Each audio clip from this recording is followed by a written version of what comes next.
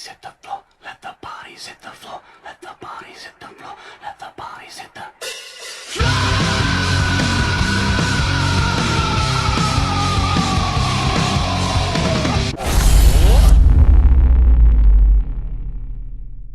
Hey, what's up soldiers? My name's GregFPS, the Zombies Extraordinaire. Everyone thinks my zombies opinions are wrong, so I decided to take a step back and review each zombies map based off 20 categories. Each category is worth 5 points for a cumulative total of 100. This is a totally serious review, memes included. If you would like to watch my previous reviews on Noct, Farak, Shinonuma, Doris, Kino, 5, and Ascension, the playlist will be linked down below in the description. This is episode 8, Call of the Dead, the Forgotten Masterpiece. Before we get into it guys, if you wouldn't mind dropping a like on the video and consider subscribing if you haven't and turning on notifications, that would be greatly appreciated. That way you can stay up to date and help support me here on the channel, and you'll never miss another map review video where next week I'm going to be covering Shangri-La. Thank you guys, let's get right into it. Back on May 3rd, 2011, Call of Duty Black Ops' second map pack was released. It was called Escalation. It released with Call of the Dead and 4 multiplayer maps, which were Zoo, Convoy, Stockpile, and Hotel. Call of the Dead has so many great aspects of the map that make it very unique to other maps. You can't think of Call of the Dead and not think of George Romero. Sadly, he passed away in 2017, but he was most known for creating the phenomenon known as zombies, or at least how we think of it today. He was the director of Night of the Living Dead, which was the first pivotal zombie movie that really started the interest with zombies around the world. The cool thing about Call of the Dead is that it had actors playing themselves for the first time, and also George played himself as well. George, however, was kidnapped by the zombies, which I will talk more about in the storyline section, and became a zombie himself. He had an insane amount of health, 250,000 per player in each game. Each time you killed George, you were greatly rewarded. You would get a free perk just like the monkeys from Ascension if they didn't hit a perk, and not only that, you would get a death machine. If you completed the Easter egg, you would get a Wonder Waff that had 18 shots. The Wonder Waff is the best method to kill zombies once you get to the higher rounds. The Easter egg on Call of the Dead is also very special. Not only was it the first Easter egg I've ever done, it was also the first Easter egg that you could complete no matter how many players you had, even solo. Call of the Dead introduced 2 new wonder weapons, which were the VR-11 and the Scavenger, which I will discuss more in the wonder weapons section of the video. But that was the first time we ever got a map with 2 different wonder weapons. They were so unique, and we have never seen them again in zombies. The map introduced a new perk, which was Deadshot Daiquiri, all the way at the top of the lighthouse. It introduced zip lines, which were great ways to get around, and they were definitely more badass than the lame one on Shinonuma. There were 2 of them, and the zombies and George rides on them as well. It has a flinger which launches players from the floor below the power right to in front of the big staircase which led to the lighthouse. The map takes place in 2011, which was the first modern time we've had a zombies map, which was also very cool. The characters that played themselves was Sarah Michelle Gellar, Danny Trejo, Robert Englund, and Michael Rooker, and they were all characters from the horror genre of television and movies. We have never had a remake of the map, which also makes it super unique, and hopefully we will see one again in a remake. The Pack-a-Punch moves for the first time on Call of the Dead. It can appear in each of the water locations around the map. It all depends where the lighthouse beam is pointing. A really fun thing to do is also freeze in the water. It's something that we have not seen since, which is totally fine with me. It was super unique and the innovation was crazy, but a little annoying. I give innovation a 5 out of 5 for Call of the Dead. It is a freaking masterpiece. The atmosphere of Call of the Dead is really cool. Not only was it a movie set, it was also a Group 935 facility. It was located at the Tunguska River in Siberia. It is always snowing while playing on the map, and sometimes fog fills the entire map so you can barely see unless something is directly in front of you. The entire map is dark and eerie, and the Russian zombies look a lot different than what we were used to when Call of the Dead was released. Zombies were frostbitten and covered in snow, and there was also zombies with diving masks on. If you kill the zombies in the water, they turn to frozen ice and then burst into pieces, which looks really cool. The splashing noises when slowly moving through the water, it constantly feels like you are going to be slapped in the back multiple times. The creaking of the wrecked boat when running through the metal clinking when running on the metal debris and broken areas adds more to the atmosphere. Overall, the atmosphere is a 5 out of 5. Like I say in every episode, Treyarch always is able to nail down a unique atmosphere and map on the regular. Instead of basing it off of my personal opinion, I did a poll on Twitter, and out of the 401 votes, the community decided 3 out of 5 was a proper grade for the nostalgia of Call of the Dead.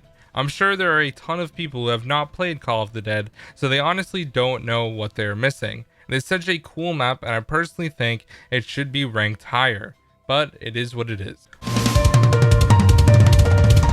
I'm going to exclude the trap selection on Call of the Dead because there is only the flinger trap, and I don't think it is good enough or even worth mentioning because it is in a bad spot to even use efficiently. There are 3 different wonder weapons that appear on Call of the Dead. The first one is the VR-11. This weapon does not have much ammo, and if playing solo, it is completely useless unless doing the Easter egg. It turns 1 zombie per shot into a CIA agent. The zombies will chase after the CIA agent if he is closer to the zombies instead of the player, but will run to the closest body of water to freeze to death. The VR-11 can also be shot at George when he is angry, and he will calm down like when going into the water. When using the VR-11 in co-op matches, you can shoot teammates and they will have zombie blood essentially, and also have insta-kill. It is also needed for the Easter egg to get the golden rod, which I will discuss in the Easter egg portion of the video. The next wonder weapon is the Scavenger. This is the only sniper rifle wonder weapon in zombies, and it fires explosive rounds that explode 3 seconds after being shot. It is definitely important to have PhD flopper if you are going to use the Scavenger. It starts to become very weak by about round 40 when pack-a-punched. It is very useful in killing George as well for free perks, and the last wonder weapon, which is the Wonder Waff. After completing the Easter egg or killing George, you get a death machine drop that is a Wonder Waff.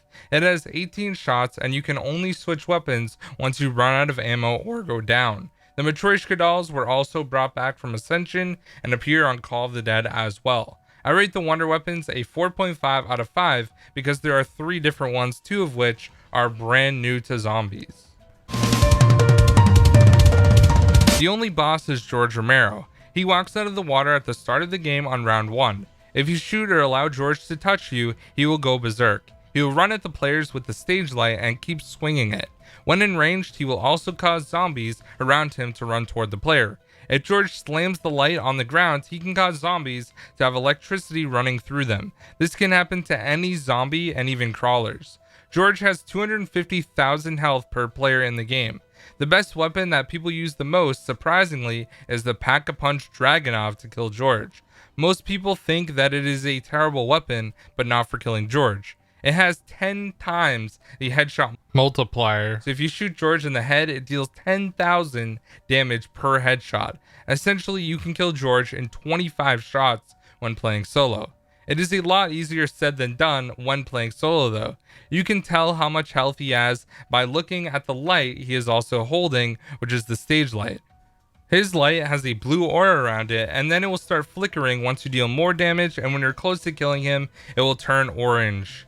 The closer you get to killing him, the faster he will also run as well. Once you kill him, you can get a free perk and the Wonder Waff if you've done the Easter egg, and he will leave for the remainder of the round you kill him on and the round after that. You can also shoot him with the Pack-a-Punch VR-11 called the VR-11 Lazarus. He will also leave for the rest of the round and the round after, which is a great option on the higher rounds. You're able to get up to 8 perks total on the map with the addition of Mule Kick after Moon was released. Having 8 perks was the first perkaholic, and at the time it was super revolutionary. George is by far the most unique boss. I rate this a 5 out of 5. He is and will always be one of the best.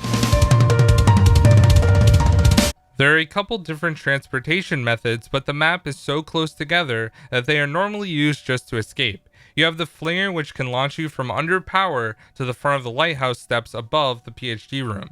You can also use the zip line that you can take from the top of the lighthouse to the back of the boat by Mule Kick. You can also ride the zipline from in front of power back to the spawn room area. These methods of transportation are really fun to use compared to some other maps because they are fast and you feel like a badass the entire time you're using them. The only thing about the zip lines is that you need to open up all the other areas in order to use them. For example, if you don't have the mule kick side open, you can't use the zip line at the top of the lighthouse, it is blocked off. Another great thing is that they are free. It doesn't cost anything to use them, unlike some other methods like the lunar lander costs 250, etc. I rate the transportations on Call of the Dead a 4.5 out of 5. They are awesome. The map setup for Call of the Dead can be a little annoying because there are a lot of doors you need to open. The box will start off in a random location, and except for under power and in the front of the lighthouse, every other spot is behind a few barriers. Once you spend the 2,750 points to open up to power, you still need to get another 4,500 to be able to buy Jug, not including the price of a gun. The best strategy I've found for playing is staying in the spawn room till the end of round 5 using the MK14 and knifing to get a lot of points. Then I trade the MK14 for the MP40, then after buying Jug, I go in front of the lighthouse and eventually buy the AK-74U once I run out of ammo. After you get enough points training in front of the lighthouse, then you can open up the map and buy perks and open up to the box. Jug is by far in the worst part of the map, all the way at the bottom of the back of the ship, and honestly the worst box location is at the top of the lighthouse. The Pack-a-Punch location is randomized once you turn on power wherever the lighthouse white beam points. Since the setup is a pain, I rate the setup a 3.5 out of 5. The Easter egg on Call of the Dead is one of the best in all of zombies because it is so simple, easy, and so short that it is really fun to do. Getting the VR11 from the box is probably the worst part of the Easter egg though. The first thing you need to do is knife the metal door under PhD. Once you knife the door, you'll hear the Ultimates crew, and then you go one floor above and find a fuse and place it in the fuse box next to the door, then knife the door again. Then you need to blow up the 4 security generators around the map. In solo, the next step is only to get the VR11, and co-op there are a lot more steps.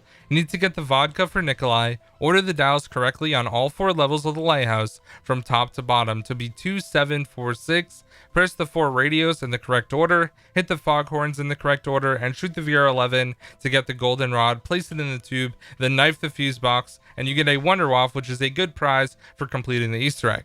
This Easter egg didn't reward you with all perks, but you could get them from George eventually anyway. The fact that you can do this Easter egg in solo and co-op is a huge improvement because you couldn't complete a full Easter egg solo again till Drak.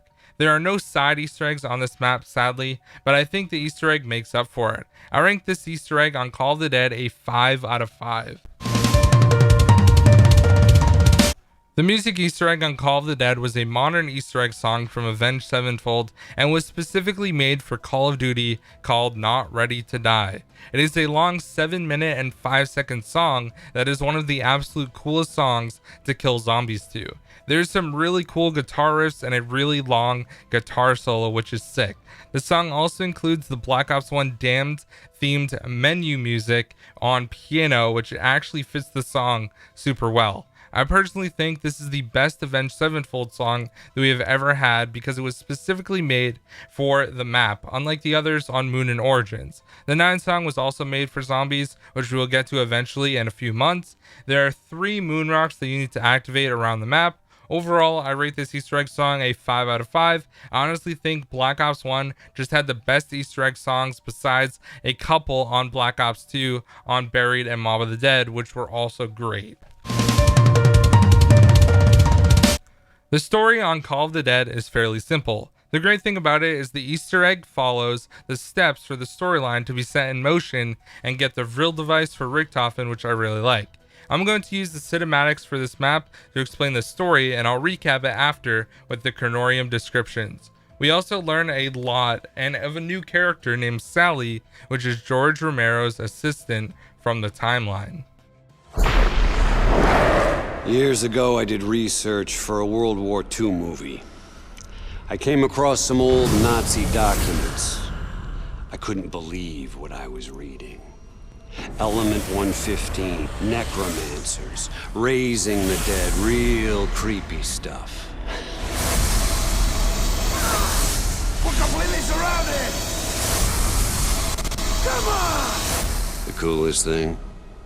Some of that crazy shit happened right here. Well, I've always liked the monster within idea. I like the zombies being us. It's like zombies are the blue-collar monsters.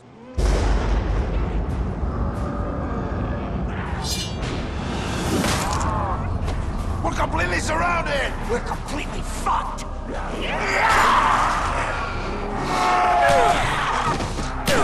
Are you girls kidding me? I've been praying for this shit! Come on! Boys, let's get to work.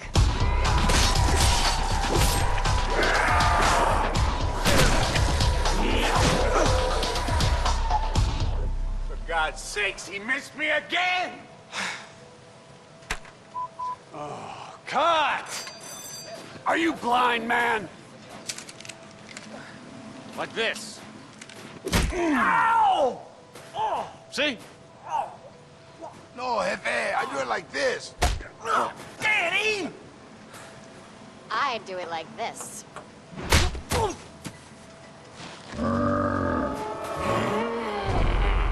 Get back to hair and makeup. You don't look dead enough. Come on, let's go.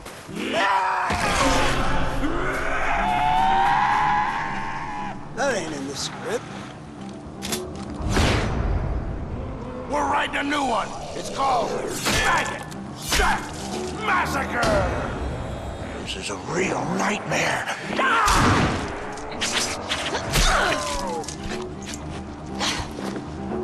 Let's slay some stiffs.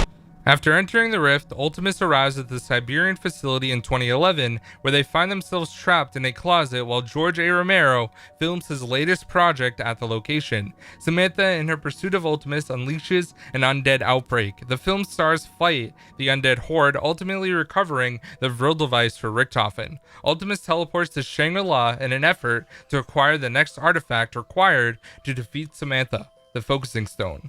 April 11, 2011. Following the disappearance of the Call of the Dead cast and crew, Romero's assistant Sally begins the search for her boss. Her journey leads her to Shangri-La during an eclipse, which sends her back in time to April 25th, 1956. Since the story is essentially part of Richthofen's grand scheme, it definitely has some cool implications, but at the time we didn't really know what the device was going to be used for. I rate the storyline a 4 out of 5 because we also got the first cinematics for Call of the Dead ever in zombies, which was definitely really cool at the time. Now we get them on every map, so we're kind of lucky.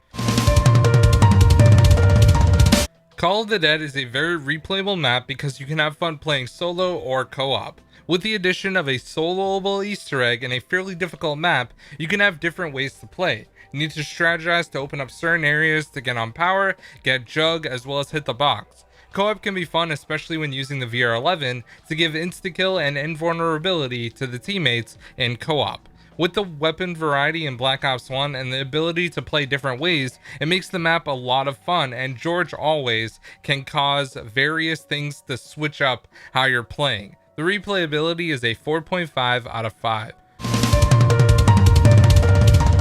The map flow of Call of the Dead can change depending on how you want to play. You can go directly for the box that could be in front, on top, or behind the lighthouse, or under power, or in the back of the ship in front of Mule Kick. You can go directly to the lighthouse and get the sickle at the bottom of the ice slide to rack up points on the early rounds. You can buy the MPL as soon as you get onto the boat from the spawn room and use it to get points to open doors to the power and kill zombies as they break out of the windows. You can also buy the M16 on the wall by the Flinger as well, but the weapons are so weak you're better off buying the MP40 once you hop off where the ship is split.